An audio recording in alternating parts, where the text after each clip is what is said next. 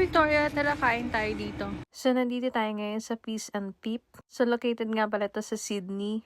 So, first time kong kakain dito, hindi ko alam kung ano yung menu nila. So, dahil rumampa tayo dito sa Sydney at naggutom tayo, so tara, try na natin. So, nung dumating ako, walang masyadong customer.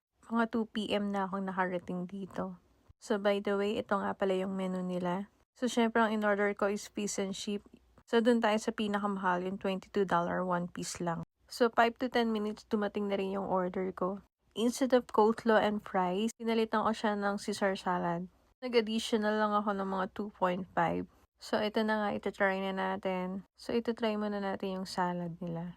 So, para sa akin, napaka-ordinary lang yung Caesar salad. Nothing special. Kaya-kaya mong gawin sa bahay. So, kaya in-order natin to dahil nagpapanggap tayong kambing today. Kailangan natin magpanggap na healthier tayo. Ano daw?